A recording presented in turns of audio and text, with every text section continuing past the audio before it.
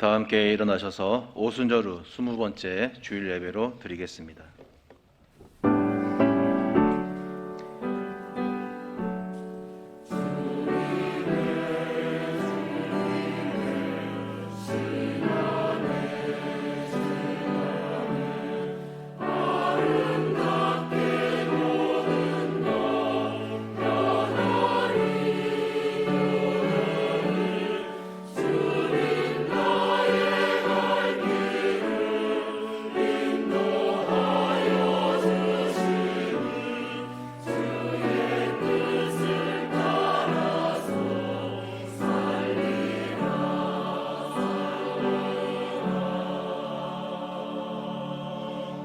감사함으로 그의 문에 들어가며 찬송함으로 그의 궁정에 들어가서 그에게 감사하며 그의 이름을 송축할지어다.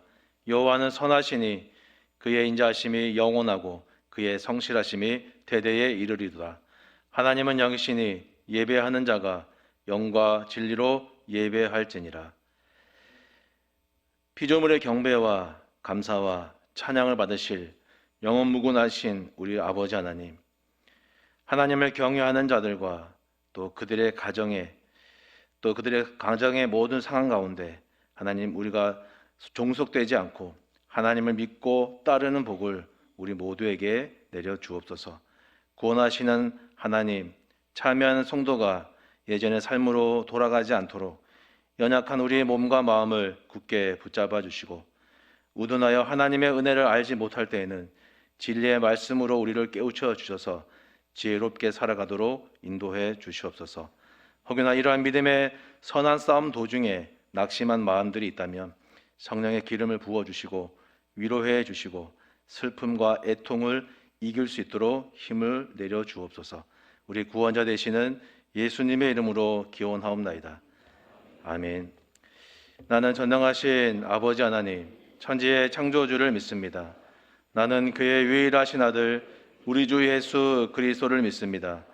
그는 성령으로 잉태되어 동정녀 마리아에게서 나시고 본디오 빌라도에게 고난을 받아 십자가에 못 박혀 죽으시고 장사된 지 사흘 만에 죽은 자 가운데서 다시 살아나셨으며 하늘에 오르시어 전능하신 아버지 하나님 우편에 앉아 계시다가 거기로부터 살아있는 자와 죽은 자를 심판하러 오십니다. 나는 성령을 믿으며 거룩한 공교회와 성도의 교제와 죄를 용서받는 것과 몸의 부활과 영생을 믿습니다. 아멘.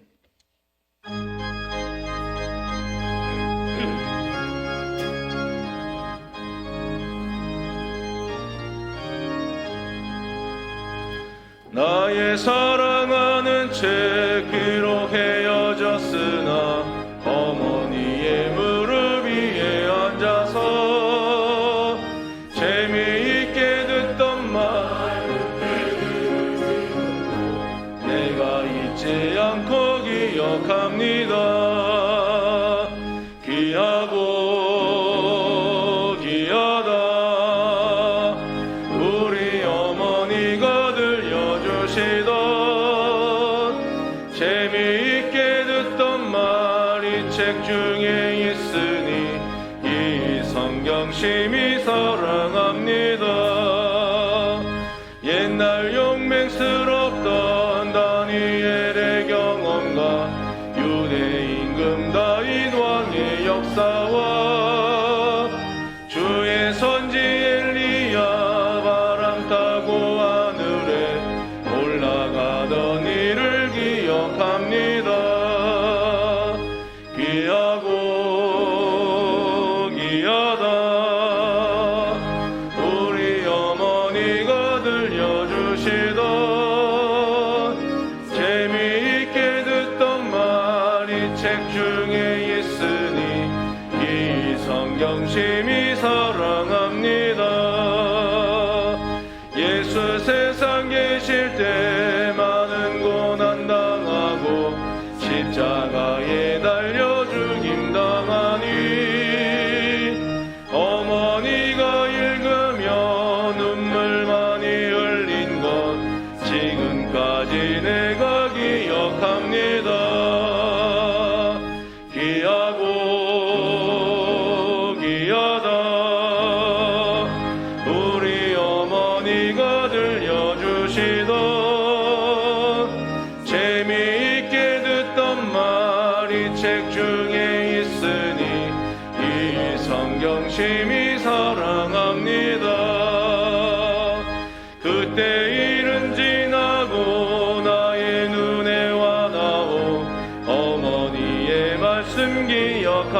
하면서 나도 시시때때로 성경 말씀 읽으며 주의 뜻을 따라 살려 합니다.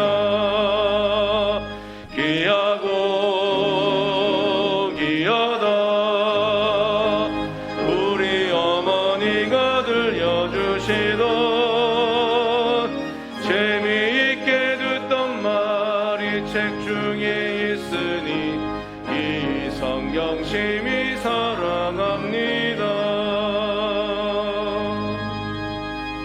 하나님, 이렇게 좋은 가을 아침 성전의 문을 여시고 저희를 불러 예배드리게 하시니 감사합니다.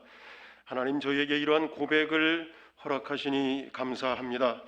비록 무화과나무가 무성하지 못하며 포도나무에 열매가 없으며 감람나무에 소출이 없으며 밭에 먹을 것이 없으며 우리의 양이 없으며 외양간에 소가 없을지라도 나는 여호와로 말미암아 즐거워하며 나의 구원의 하나님으로 말미암아 기뻐하리로다. 주 여호와는 나의 힘이시라. 나의 발을 사슴과 같게 하사 나를 나의 높은 곳으로 다니게 하시리로다. 아멘. 하나님, 저희에게 일용할 양식과 철 따라 입을 의복과 기거할 장막을 주셔서 감사합니다. 하나님, 무엇보다 하나님께 마음껏 예배드리고 찬양드릴 수 있는 성전을 주셔서 감사합니다. 하나님, 함께 예배드릴 수 있는 믿음의 동역자들을 보내주셔서 감사합니다. 하나님, 저희의 마음과 눈을 여셔서 이웃과 온 세계를 섬기고 나누게 하셔서 감사합니다. 오늘 오후에 글로벌 6K for Water 행사를 열게 하셔서 감사합니다. 저희 대한교회가 온 성도가 하나님 주신 은혜와 복을 나누고 섬기며 흘려보내는 기폭제가 되게 하시니 감사합니다. 하나님, 노년으로부터 아이에 이르기까지 하나님 섬김을 으뜸으로 여기게 하셔서 감사합니다. 저희로 하여금 믿음의 대를 이어가는데 최선을 다하게 하시니 감사합니다. 하나님, 오랜 코로나의 문을 닫으시고 이제 예배가 회복되게 저희들 사용해 주시니 감사합니다. 말씀이 회복되게 하시고 기도가 회복되게 하시고 찬양이 회복되어서 하나님을 더욱 뜨겁게 섬기는 온 교회가 되게 하시니 감사합니다. 특별히 오늘 담임 목사님 통해서 하나님으로부터 흘러내려온 부모의 사랑을 깨닫고 또한 부모든 저희들이 자녀를 섬길 수 있는 귀한 말씀을 허락하시니 감사합니다. 하나님, 아가페 찬양대를 세워주셔서 저들의 건강한 영과 육으로 하나님께 찬양케 하시니 감사합니다. 온 성도들이 함께 마음 모여 찬양드리게 하시니 감사합니다. 저희들이 드리는 예배를 하나님께서 하늘을 여시고 이 자리에 임재하셔서 받아주시니 감사합니다. 예수 그리스도의 이름으로 기도합니다. 아멘.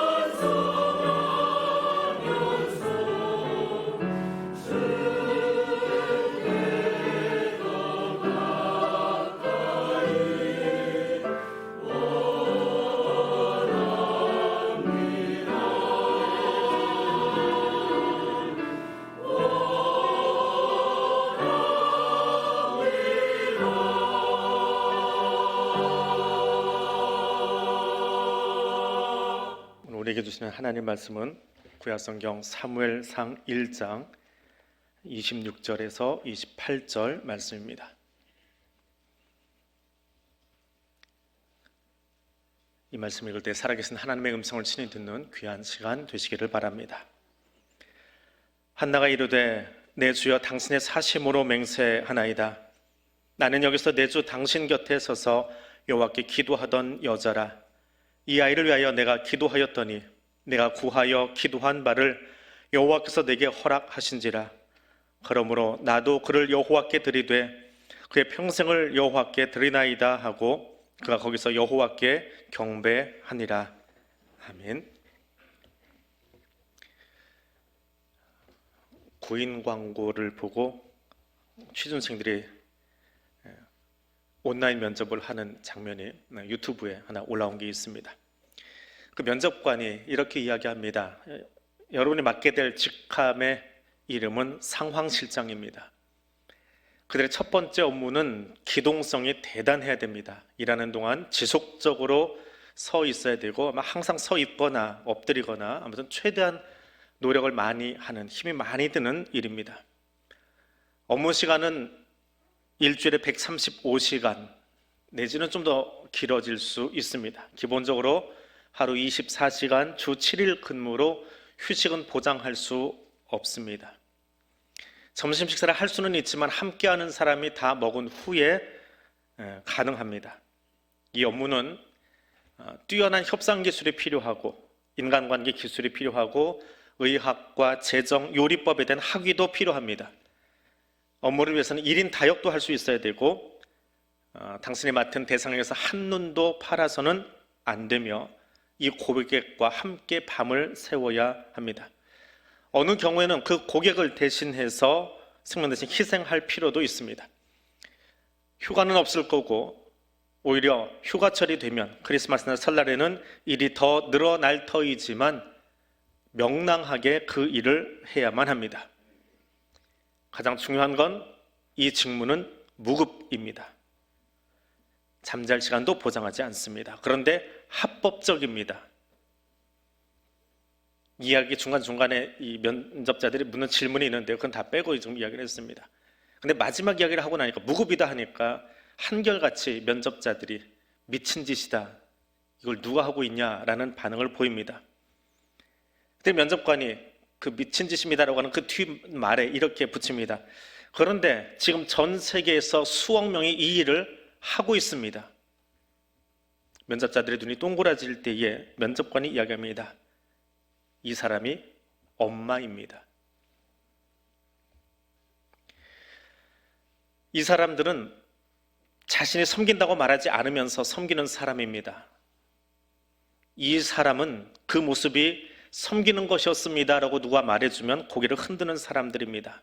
자신이 섬겨놓고도 그것을 섬김의 범주에 넣는 것조차 손살에 칠 사람들입니다. 나를 빚으신 분은 하나님이시지만 나를 이 땅에 태어나도록 해주신 분은 부모님입니다. 그리고 그분들의 섬김을 통해서 오늘 내가 여기 있습니다. 물론 부모님께 여쭤보면 그분들은 나를 섬겼다라고 말씀하시지는 않지만 말입니다. 부모의 삶, 그 섬김의 삶은 내가 했다라고 말하지 않는 그런 삶입니다. 성경에는 부모된 많은 사람들이 나옵니다. 보면서 한나도 그 가운데 한 사람입니다. 한나의 이야기를 또 읽고 보아도 그녀가 아들 사무엘을 섬겼다라고 하는 구체적인 단어는 등장하지 않습니다. 우리가 한나를 생각하면 그 원통함과 격분된 것 때문에 기도 올렸던 한나의 기도가 먼저 떠오릅니다. 마치 술 취한 듯 드린 간절한 기도의 모습을 보았던 엘리 제사장이 그에게 평안히 가라, 이스라엘의 하나님이 내가 기도하여 구한 것을 허락하시기를 원한다. 그 말이 응답인 줄 알고 그 길로 집에 돌아가서 임신하고 아들을 낳았는데 그 이름이 사무엘입니다. 기도는 한나가 했고 남편 엘가나와 한나가 동침해서 사무엘을 낳았습니다. 그리고 엘가나와 온 집안이 매년 서원제를 드리기 위해서 예배드려 성전에 올라갈 때에 이 한나는 젖을 뗄 때까지 성전에 가지 않았습니다. 아마도 서운한 것이 있어서 또 사무엘을 하나님의 종으로 드려야 된다라고 하는 부담감이 있어서 성전을 잠시 가지 못하고 집에서 기도했을 것 같습니다. 자녀가 없어서 원통함으로 기도했던 한나가 응답의 경험을 했다면 젖을 떼기 전까지 하나님의 사람으로 그 아들을 세우기 위해서 얼마나 더 깊은 고뇌 속에 기도했을까 미루어 짐작해 볼 수 있습니다. 기도는 부모가, 한나가 어머니로서 보여줄 수 있는 가장 큰 섬김이라고 말할 수 있습니다. 누구도 기도를 섬김이라고 말하지는 않을 겁니다. 우리는 기도의 정의를 하나님과 영적 대화라고 정의한 그것에 깊이 뿌리박고 있어서 기도를 섬김이라고 말하지는 않습니다. 그런데 분명 기도는 섬김입니다. 초등학교 저학년 때까지 잠을 자면 꼭 가위 눌리는 꿈을 꾸곤 했습니다. 제 생각에 또래보다 학교를 좀 일찍 들어가서 1월생이다 보니까 학교를 빨리 들어간 거지요. 앞에 있는 저들은 1년 차이도 나고 몇 달 차이도 납니다. 한 3학년 때까지는 줄 맞춰서 걷다가 옆에 아이하고 퉁 부딪혀버리면 혼자 튕겨 나왔습니다. 그때는 이 체구를 가나다라 그렇게 표현했습니다. 다가 정상이고 가는 마른 체구인데 한 학년을 통째로 그냥 평균 내서 해버리니까 저 같은 1월생들은 무조건 가 아니면 나밖에 안 나와요. 그 체구를 따라가려면 조금 더 한 5학년, 6학년 중학교 가서야 이제 동기들하고 비슷한 이 체격을 좀 갖게 된 것 같아요. 근데 그러다 보니까 같은 남자들끼리 부딪혔는데 나만 혼자 퉁 튕겨 나오니까요. 나는 왜 이렇게 힘이 없지? 나는 왜 이렇게 말랐지? 나는 이렇게 비리비리하지? 이게 자꾸 의기소침하게 만들더라고요. 그래서 그랬는지 참 가위 눌림을 자주 당했습니다. 어느 해던가 외갓집에 갔다가 잠을 자고 온 적이 있습니다. 부모님이 그 장면의 기억 속에 없습니다. 아마 다른 기억이 더 강렬해서 그랬을지도 모르겠습니다. 새벽녘인지 아침쯤인지 그날도 잠을 자다 가위에 눌렸습니다. 가위를 누르는 그 녀석은 똑같았습니다. 얼굴은 민자인 얼굴이 없는 몽달 귀신 같은 녀석이 나타나서 정말 짜증나는 일을 시킵니다. 그날도 짜증나는 일을 하나 시켰어요. 근데 워낙에 강렬해서 기억에 뚜렷하게 남아있습니다. 장롱문을 열고 이불 600채를 하나씩 세면서 끌어내리라는 겁니다. 100개를 세웠고요. 그 다음 100개를 셀 때는 사촌 동생이 꿈에 나타났습니다. 형 나도 거들어 줄게. 그래서 동생과 제가 또다시 100개를 끌어내렸습니다. 근데 이불이 무겁잖아요. 초등학교 최고에 안 그래도 내가 몸이 작다고 생각하는데 그 이불을 높은 데서 끌어내리고 있으니까 힘이 들고 끙끙거렸던 것 같습니다. 그런데 그렇게 동생과 제가 꿈에서 100개씩 끌어내렸으니까 몇 개가 돼요? 300개를 끌어내렸잖아요.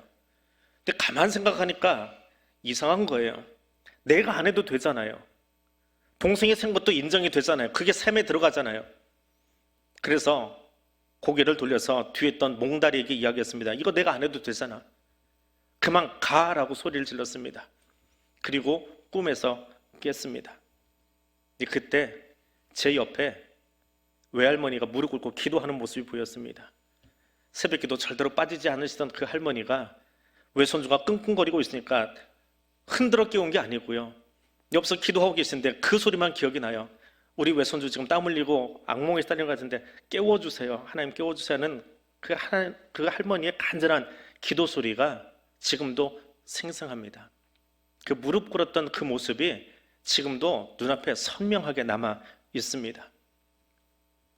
근데 그 가위 눌림이 제 일생의 마지막 가위 눌림이었습니다. 어린 나는 그때는 몰랐어요. 그게 얼마나 내 인생의 가장 큰 힘이었는지, 그 꿈속에서 그 몽다리를 향해서 고개를 돌릴 수 있는 게 심리적으로 얼마나 큰 힘이었는지는 나중에 결혼하고 나서 그제서야 알았습니다. 그리고 돌아 생각하니 외할머니께서 나를 위해서 그렇게 무릎 꿇고 기도했던 그 모습, 그것 때문에 내게서 가위 눌림이 사라졌는데 그랬을 때 고맙다고 말할 기회가 없다는 겁니다. 아마 천국 가면 할머니한테는 꼭 그 이야기를 해야 될 것 같습니다. 부모는 기도로 자녀를 세웁니다.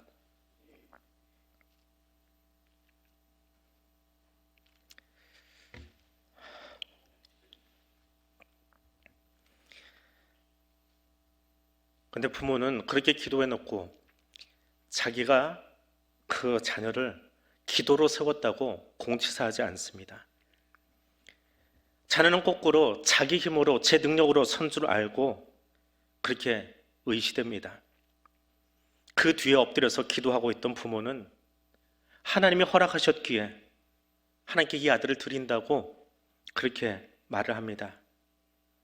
나의 기도보다 그 기도를 허락하고 응답해 주셨던 하나님께 영광 돌리는 그 한나의 모습, 어머니 한나의 섬김, 그 섬김으로 말미암아서 오늘 내가 여기 있고 우리 교회가 여기 있고 우리 민족이 여기 있음을 다시 한번 가슴에 새겨보는 시간이 될 수 있기를 원합니다.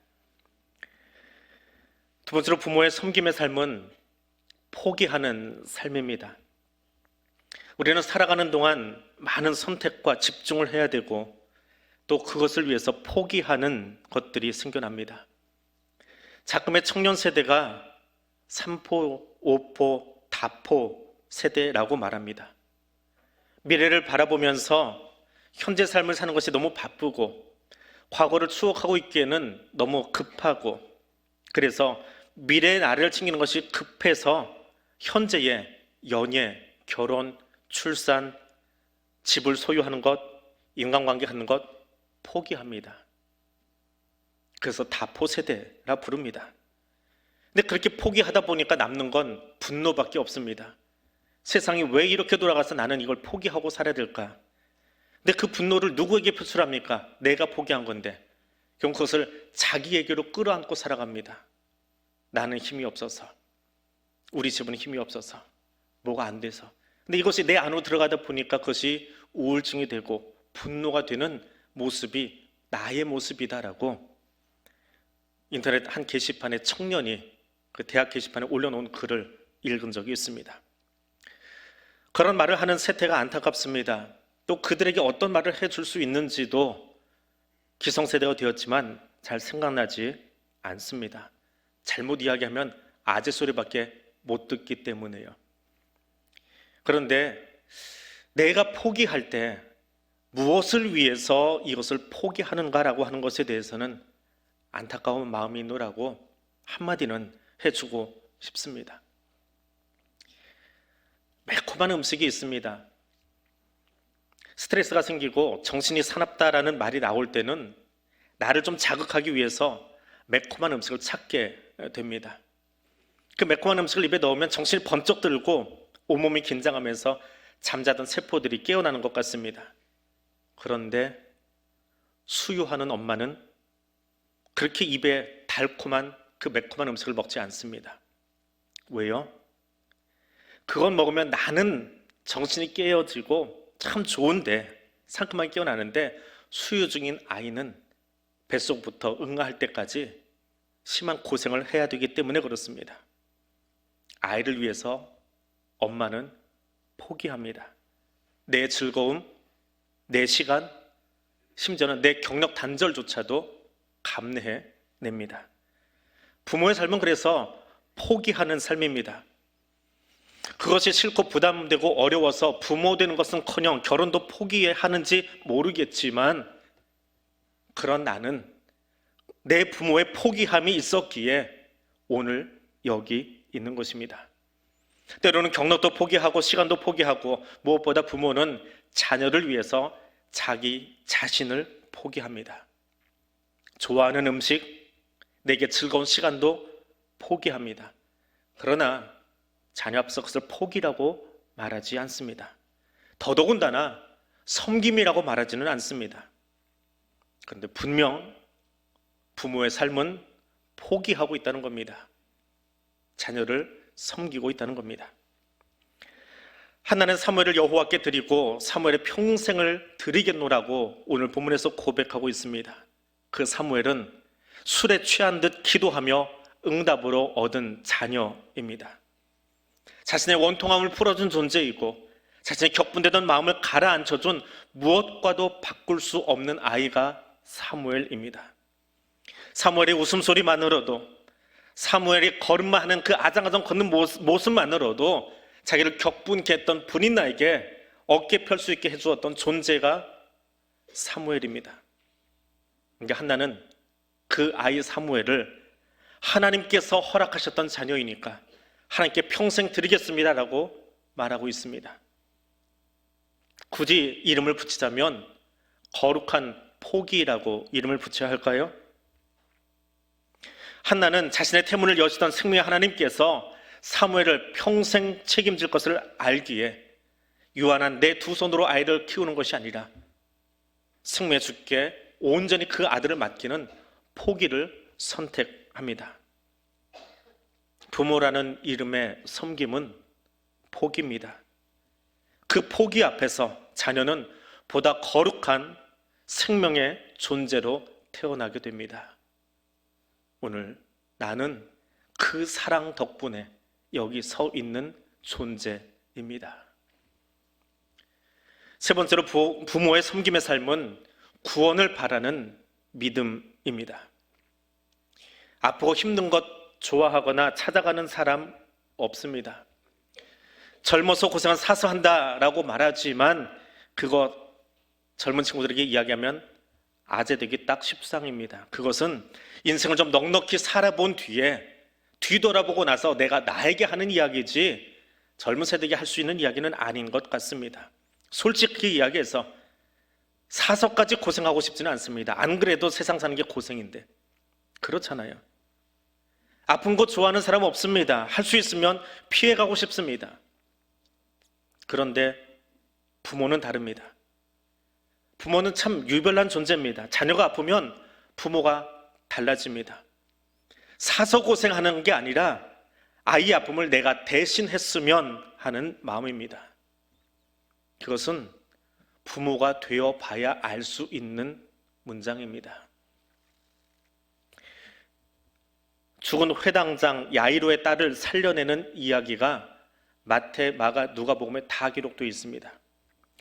세 복음서 기자가 같이 기록한 본문이 몇 개 안 되는데 그 중에 하나가 야이로의 딸을 살리는 장면입니다. 그리고 이 야이로의 딸을 살리는 이 이야기는 똑같이 세 복음서가 샌드위치 구조로 만들어놨어요. 가운데 12회를 혈루증으로 앓는 여인이 예수 옷자락 만지고 병이 낫는 이야기가 가운데 끼워져 있습니다. 이것이 세 복음서가 똑같이 기록한 내용입니다. 이 회당장 야이로의 마음을 표현한 것이 이 여자가 예수의 옷자락에 손대었던 이야기일 겁니다.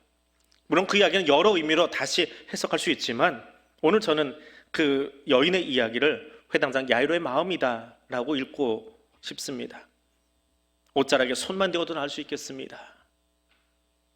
내가 예수 만나서 이야기하면 내 딸이 살아날 수 있습니다 하는 그 마음의 표현이라는 거죠.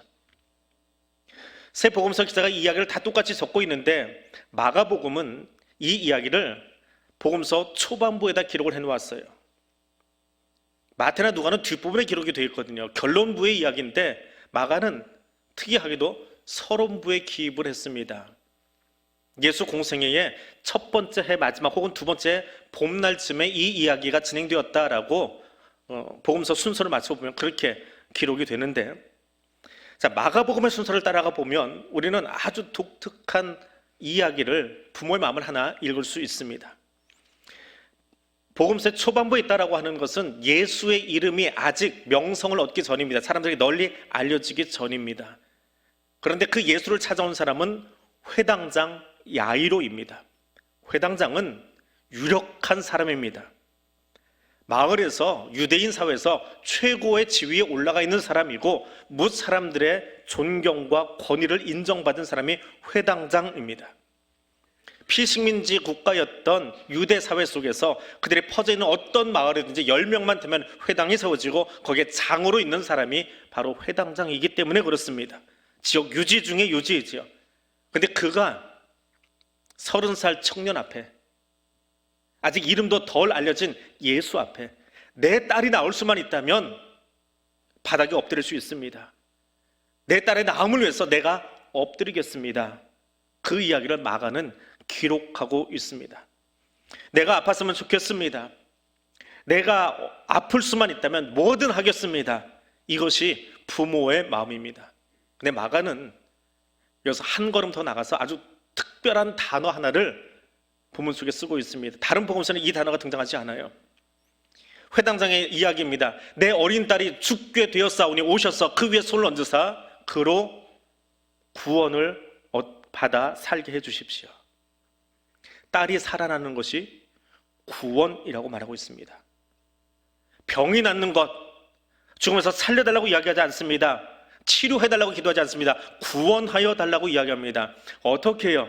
이게 마가복음의 독특한 이야기입니다. 마가복음은 이렇게 시작합니다. 하나님의 아들 예수 그리스도의 복음의 시작이라. 하나님의 아들 예수에 관한 이야기가 마가복음인데 거기에 회당장이 등장합니다. 회당장은 어떤 사람이요? 구약의 이야기를 너무나 잘 알고 있는 율법학자입니다. 그 말씀을 의지해서 예수를 바라보아요. 그가 30살이긴 하지만 그는 하나님의 아들이에요. 그 하나님의 아들이 내 딸에게 해줄 수 있는 것이 무엇입니까? 죽은 내 딸아이에게 하나님의 아들이신 예수가 해줄 수 있는 것이 무엇입니까? 병 낫게 하는 거 아니요. 내 딸을 구원받아 살게 해 주십시오. 죽은 자가 살아나는 것이 아니라 구원받게 해 주십시오. 이것이 회당장의 고백이라고 마가는 기록하고 있습니다. 그리고 딸은 그 아버지 야이로의 간청처럼 구원의 은혜를 입었습니다. 부모는 자녀를 섬깁니다. 단지 건강하게 잘 자라서 돌잔치하고 학교 입학하고 대학 가고 취업하고 결혼하고 집 짓고 아이 낳고 그 땅의 사람들이 하는 그 일 순적하게 만나는 것만 원하지 않습니다. 믿음의 부모는 자녀의 구원을 위하여 평생을 기도 제목으로 놓고 살아가는 사람입니다. 그래서 저는 오늘 설교를 이렇게 마무리합니다. 섬김의 최고봉은 부모입니다. 부모의 삶은 그 자체가 섬김입니다. 그러나 그분들은 섬겼다라고 말하지 않으십니다. 사랑하니까, 내 자녀니까 라는 말로 애둘러서 말씀하십니다. 자녀의 미소에 같이 웃어주고 눈 맞춰주십니다. 자녀가 입학하고 자녀가 상장 들고 오고 성공하는 거 보면 누구보다 더 크게 기뻐하는 분이 나의 부모님이십니다. 입시 전쟁으로, 취업 전쟁으로 내몰릴 때 그 전쟁터를 누구보다 더 힘들게 맞이하면서 우리 아이가 그 전쟁터에서 살아날 수 있기를, 승리할 수 있기를 가슴을 치며 기도하는 누구보다 울어준 존재, 그것도 나의 부모님입니다.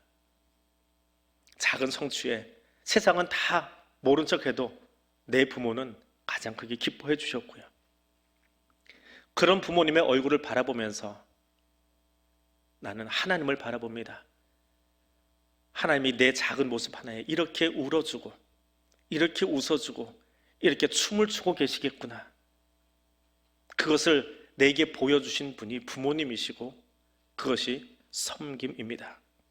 그리고 지금 섬김을 말하는 나는 부모님이 보여주셨던 그 삶으로 이 땅을 살아가려고 합니다. 그 안에 오늘 한나가 그러했고 우리의 부모님들이 그랬던 것처럼 자녀의 구원을 바라는 마음과 기도를 담아서 우리도 그 섬김의 삶을 살아보려고 합니다. 여러분의 부모님들은 섬김의 최고봉을 사셨던 분들입니다.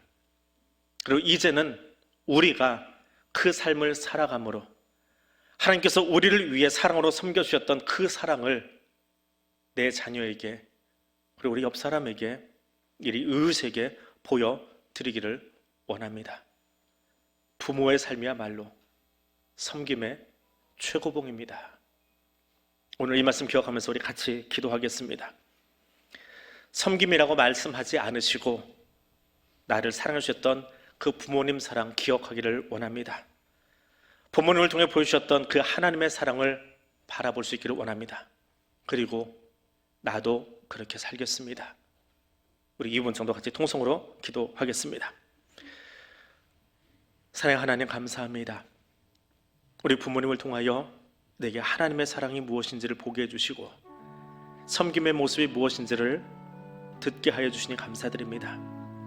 내가 너를 섬겼나라고 말씀하지 않으셨지만 감당할 수 없는 그 사랑으로 오늘 내가 여기 있기까지 사랑해 주시고 기도해 주셨던 그 부모님 사랑을 가슴에 담습니다.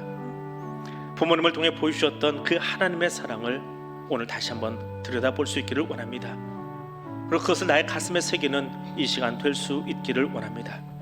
내가 선 것이 아니라 그래서 끊임없이 기도해 주셨고 또 지금도 그 어떤 사람보다 나를 위해 기도하고 계실 그 부모님을 기억하며 그것이 하나님이 내게 보여주신 가장 뜨거운 사랑의 섬김일진데 하나님 나도 그 사랑의 섬김의 삶을 살아갈 수 있기를 원합니다. 주님, 내가 그렇게 살겠습니다. 주님, 내가 그 자리에 서겠습니다. 지금 그 삶을 통해 하나님 알지 못하는 사람들에게 하나님 우리를 사랑하는 그 심장의 뜨거움이 무엇인지 보여주고 싶습니다. 그 삶을 살아낼 수 있도록 선원님 우리를 도와주시옵소서. 사랑의 하나님, 부모님의 삶을 통해 오늘 나를 여기 있게 하심을 감사합니다.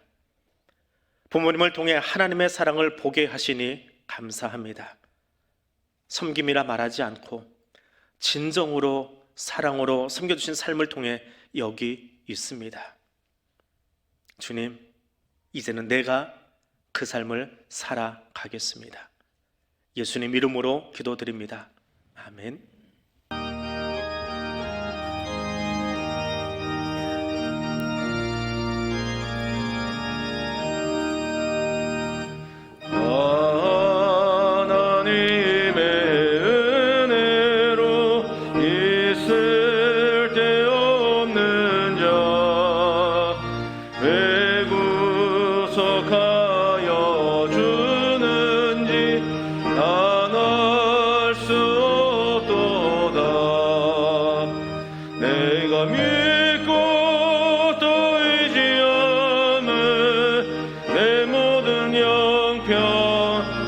하시는 주님 늘 보호해 주실 것을 나는 확실히 아네.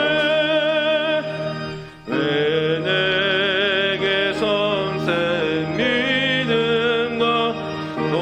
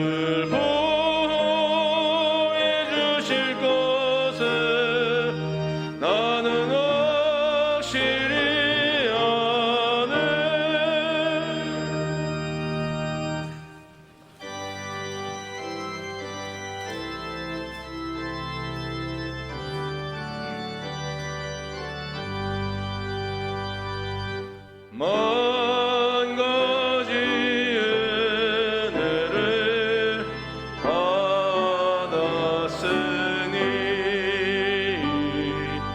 내 평생 슬프나 즐거우나 이 몸을 온전히 주님께 바쳐서 주님만 위하여 늘 살겠네. 아멘.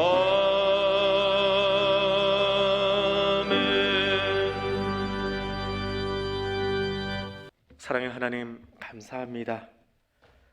무엇으로도 표현할 수 없는 하나님의 사랑을 덧입게 하여 주시고 오늘 그 사랑으로 주의 전에 나와 은혜의 보좌 앞에서 예배드릴 수 있도록 허락하여 주시니 감사드립니다. 본문을 통하여 내게 보여주신 하나님의 사랑이 무엇인지를 들었습니다. 이제는 우리의 심장이 그 하나님이 원하시는 사랑의 심장으로 바뀌게 하여 주시고 그 사랑 가지고 나아갈 수 있도록 힘주시는 하나님 의지하여 일어서게 하시니 더욱 또한 감사드립니다. 그 고백을 이 예물에 담았습니다. 그 고백을 예배로 하나님께 올려드립니다. 드려진 예물과 삶을 주님 기쁘게 흠양하여 주시고 드려진 나의 삶이 이 땅에 하나님의 사랑을 증거하는 그 자리로 쓰임받을 수 있도록 주여 이끌어 주시옵소서. 오늘도 연약함 중에 병상에서 함께 기도하고 있는 교우들이 있습니다. 그곳에 찾아가 오직 하나님의 사랑으로 구원의 은총의 날개로 저들을 덮어주시고 일으켜 주시옵소서. 삶의 현장에서 땀 흘리고 있다가 시간을 구별하여 동일하게 엎드려 있는 성도들이 있습니다. 온라인 앞에 함께 예배드리고 있는 교우들도 있습니다. 그도 지금 찾아가 주셔서 주의 가장 따뜻한 손으로 저들을 어루만져 주시고 저들의 고백을 받아 주시옵소서. 책임을 다하기 위하여 군에서 시간을 구별하여 예배드리고 있는 청년들이 있습니다. 학원에서 시간을 구별하여 엎드려 기도하는 학생들이 있습니다. 거기도 주님 찾아가 주시고 오직 하나님만이 주실 수 있는 그 은총으로 저들을 덮어 주시옵소서. 예수님 이름으로 기도드립니다. 아멘. 이제 다 일어나셔서 파송의 찬송 함께 부르겠습니다.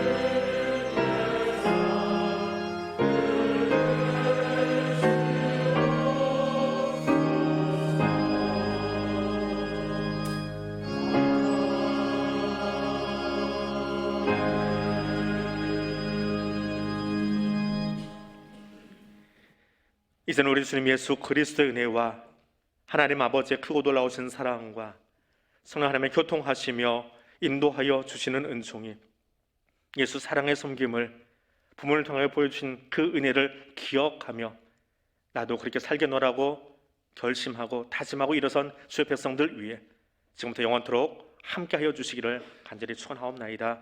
아멘.